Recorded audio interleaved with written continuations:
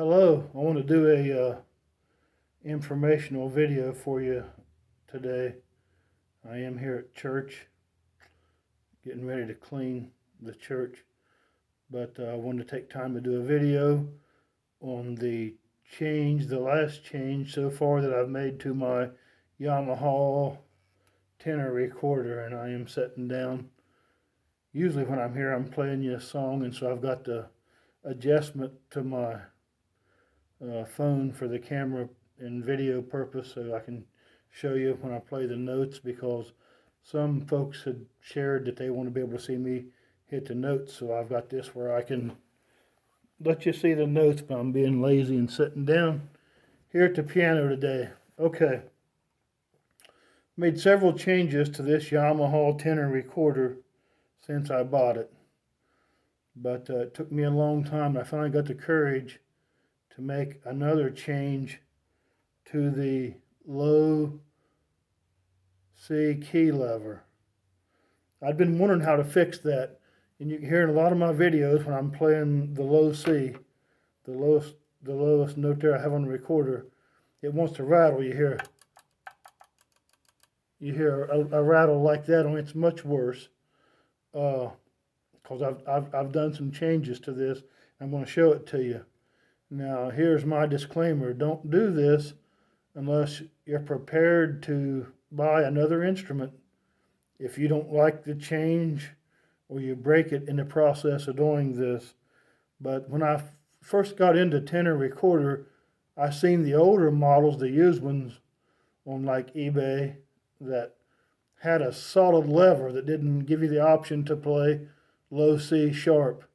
And none of the songs I've played so far has required, that I know of, at least how I play them, a low C sharp. And yeah, you'll hear traffic going by because I'm not doing a music video, so please overlook that. And I'm just talking to you here for a little bit. And I haven't been doing a whole lot of practice, so if I do play a little bit here for you, you'll probably hear a lot of mistakes because of the pandemic. The nursing homes are being closed, and I haven't been encouraged to play a whole lot. Some of you, at least one person in particular, is asking me to do another song, and I did that one here a while back. So hopefully they got some good out of that. But anyway, without further ado, I'm going to pull this off and show it to you.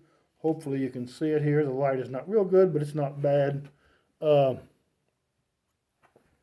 Try to get over here to the side.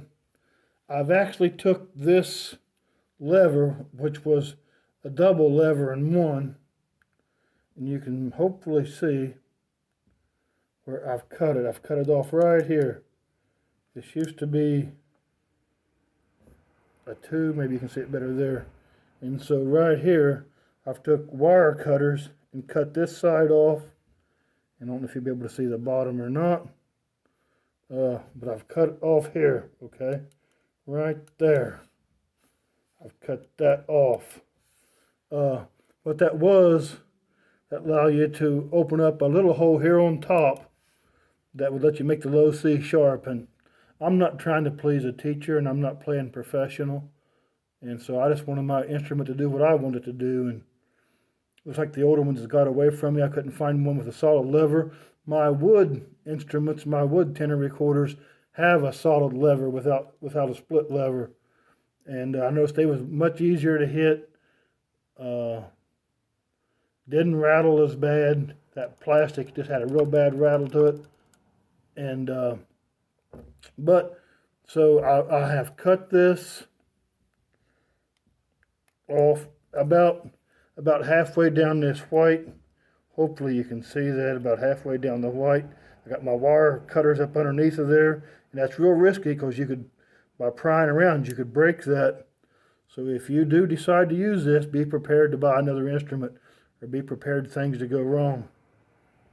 And then down here the same way, I got up underneath of there with a pair of wire cutter pliers, and I pushed this back. If I can get this here where you can see it. I have pushed this back and trimmed that off. Now I was left with a hole here in top, And I was trying to decide. I thought, well, I could put some epoxy putty in that and close that off. I didn't really want to make a mess on it. I could put a screw in it, and then I would risk breaking it if the screw was too big. And then I'd have another piece of metal on there to add weight and complicate things during cleaning a sharp edge. Excuse me. But what I did, and I had my wife to help me because she does good design. She was the one that laid out the design on my ice cream bucket where I put to drain when I wash my Tenor recorder, or any recorder for that matter. I'm going to have some water, I think. My throat's about to quit on me. Anyway, I put a piece of tape, black electrical tape, and it matches really good right there. And I had her to cut it to a circle because I'm not real good at cutting circles free-handed. Excuse me. And she does a real good job with that kind of thing. So I said, well, hey, would you take this piece of tape and cut it to a nice circle? Let me put that on top of there, because as long as this bottom hole is open, you don't have a lot of pressure on that. Okay, I've seen some people like close off the bottom hole, but like I say, in all my playing, I've never had to do anything like that. I'm just playing for hobby and for worship. You might even say for fun and for worship. Sometimes I get a great blessing out of playing the old church hymns, but I really hated that rattle. And another thing I noticed right before that I trimmed this off is when I held this completely down, that top one, there was still some flex in it, like it wasn't holding tight.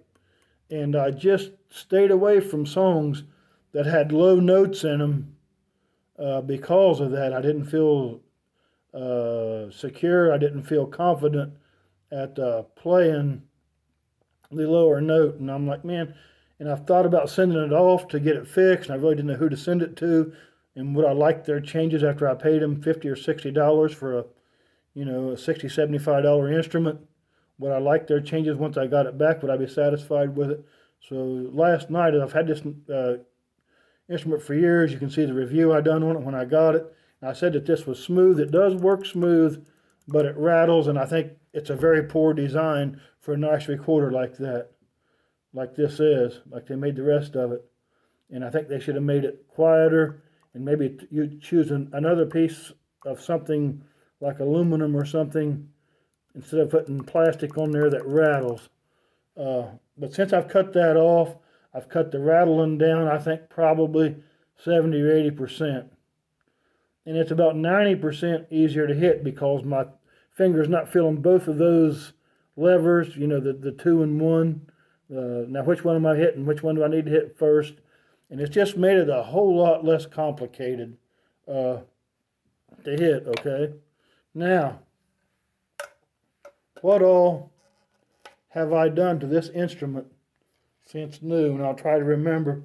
One of the first things I done, as I showed you in another video, is I put a furniture bumper right here so I could have thumb placement, so I can grab this and immediately, better use the right hand, so I can grab this and immediately know where my thumb lays. So when I grab this instrument, my thumb feels that pad, that furniture bumper pad, and I know immediately where my thumb's supposed to go, so I'm not feeling up and down a full instrument saying, okay, where does my thumb go? I can feel that pad, and I know just about where it's supposed to go, so I immediately know that. Okay, and one of the other things I did, I don't know if you'll be able to see it here or not, but I took a scratch awl. Now, if you do this, and you're not supposed to be handling things that's sharp and things that's hot, ask for help. Don't do this without the help of an adult and somebody that's familiar with handling heat and so forth.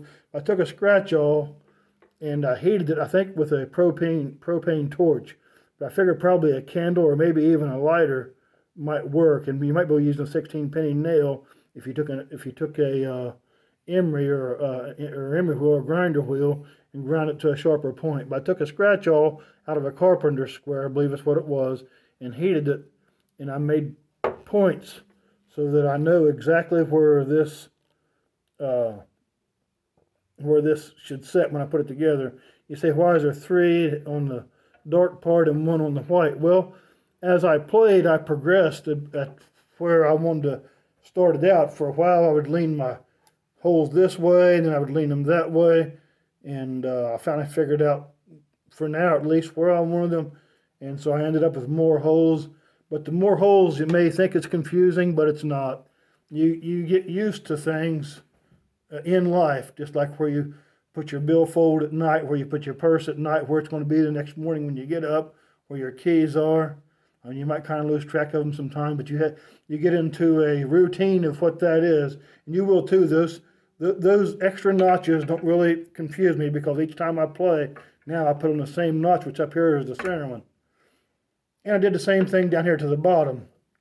I put some little needle holes in there by heating that scratch oil and touching that and melting that plastic and making some little marks. You can put paint, you can use a Sharpie marker maybe, which is going to be hard to show up on a dark instrument, but you're eventually going to wipe that off. And if you'll put little heat marks on it, kind of melt the plastic just a hair with that, you will not wipe them off. They will stay there for as long as you own the instrument, hopefully. So I put the pad on. I made the marks where I can immediately, if somebody says, okay, we want you to play for the offering today, you get your instrument out, you're not prepared, you put it together, and you see where the notches are, the little hole melts, and you put them in there, and you're immediately ready to play a song. And so it doesn't take you very long to get ready. Excuse me. And another thing that I did was put the string on it. I mean, I've had people laugh about my shoestring designs and so forth. I can't remember. I'm thinking this is like 42 inches. Don't hold me to that. But there's a rib that they've made factory on this thing right there, and I've just wrapped it around that rib. And here again, my poor wife, she's a good seamstress. She's a good sewer. She's real good at needlework. She's real good at crochet. And I said, I want to put this real tight, and sew that, when I put these two strings together, sew that as tight as you can, and it will not slip off. It fits inside that track. It's a round shoestring. I think this one is black. Brown would have been a little bit too light for the instrument, so black worked out better. Even though it's a dark brown, I really couldn't find the brown that I wanted for it, so I used black. But the roundness hugs that, and it does not slip off.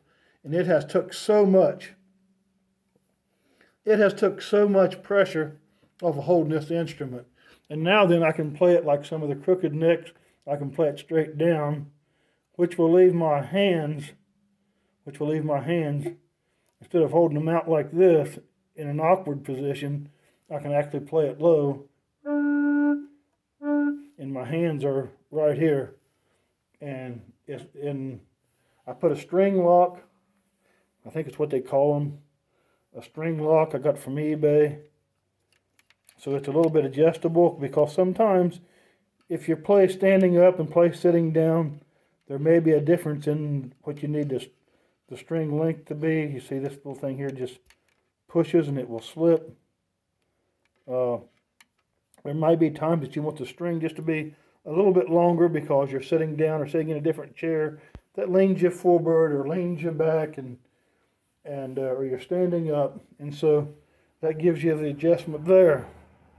And so since new, we've put the pad on, we've put the notches in, or the little hole notches, the little marks to adjust your recorder so you can put it together quick. And we put a string to take the stress off of you.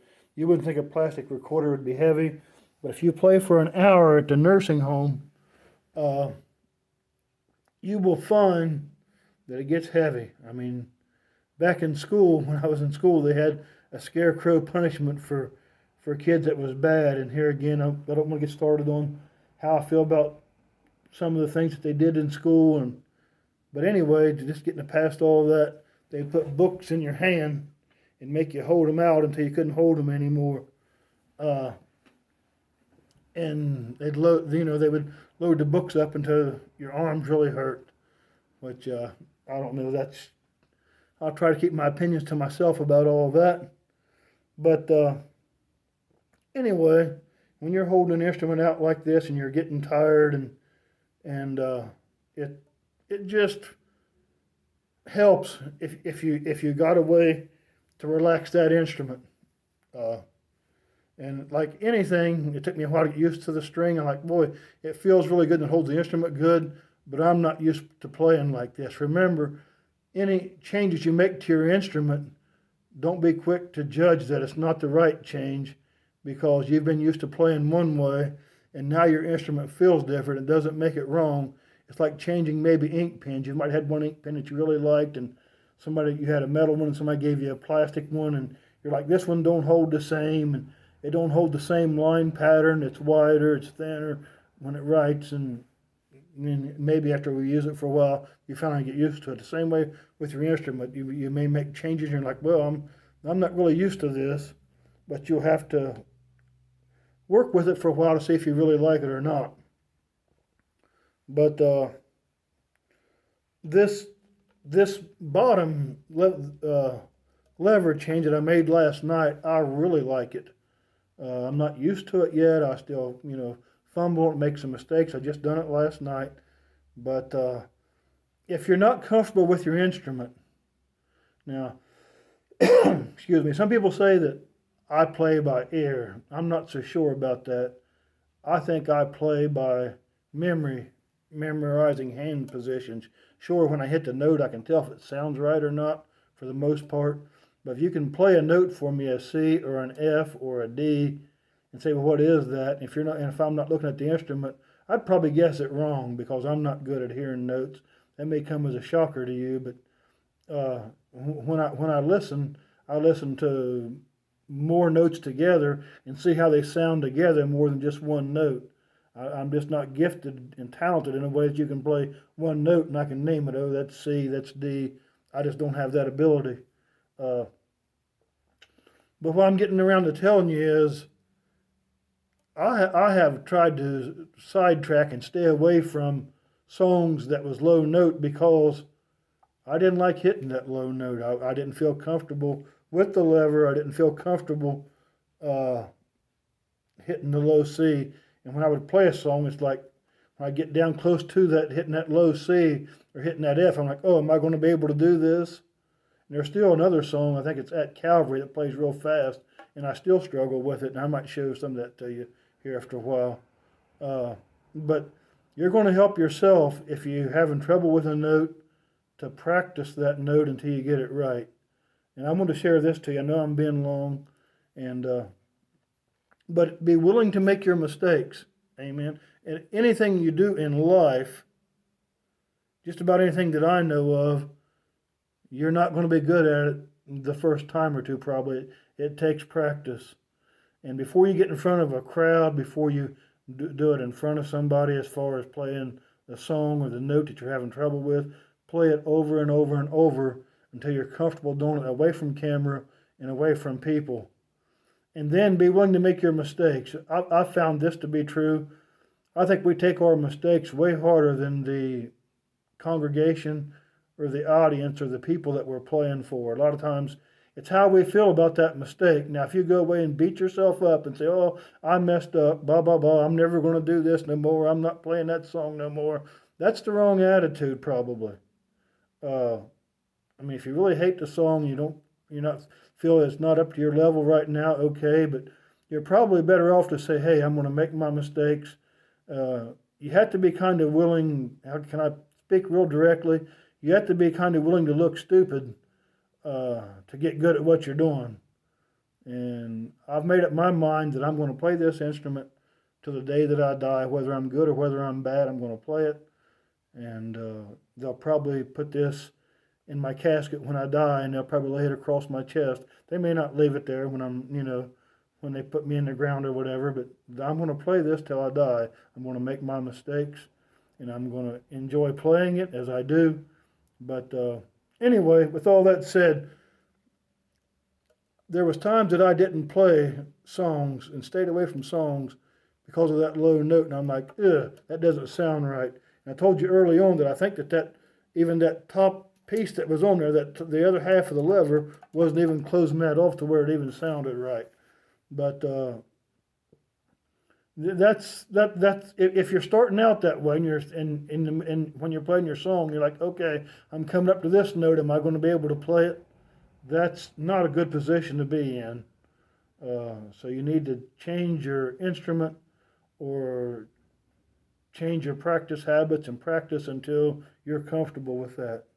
And don't beat yourself up too hard if you're really not going to be able to master that song right then and there. Take it and put it on the back burner, so to speak, and say, well, I'll try this one later. So, but I've been long, and I didn't want to be that long with you, but I'm going to play this for you. And you can go down to my other videos, like I'm trying to think of one of them, like I'm trying to think, Sweet Hour of Prayer is one of them. You'll probably hear that key rattle, and we have taken that rattle way down. I'm trying to think of the other one there.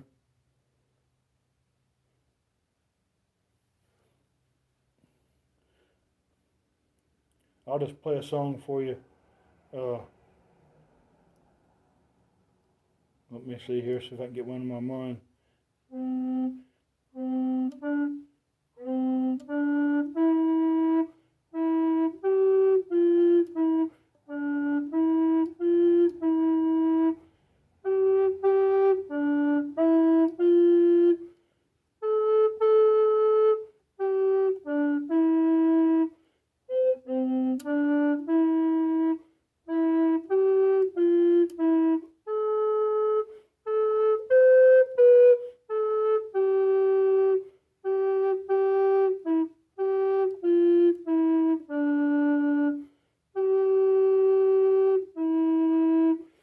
That was one of the songs I stayed away from because of that key. And the other one I was trying to think of is Lead Me to Calvary. And it goes something like this.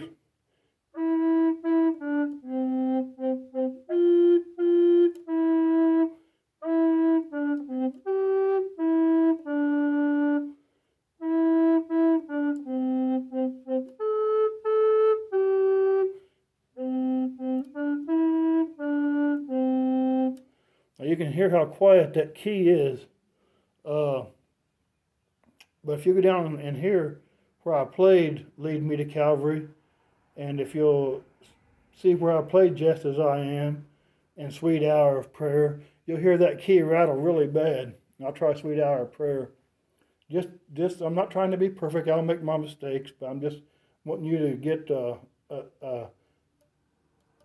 little bit of a taste of what this key sounds like now.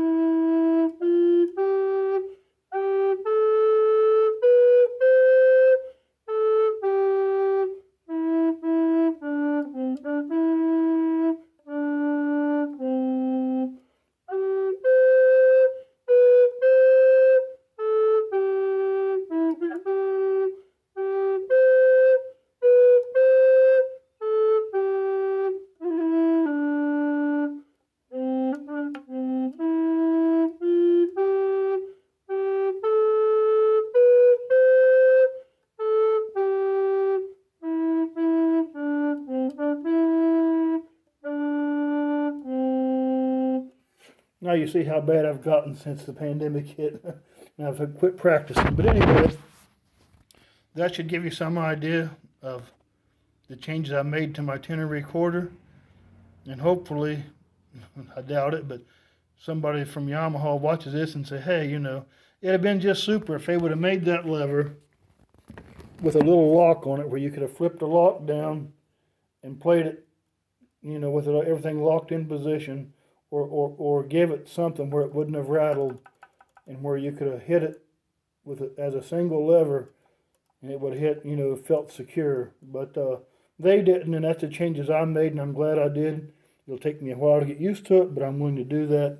Thank you for your time, and thank you for watching. Bye.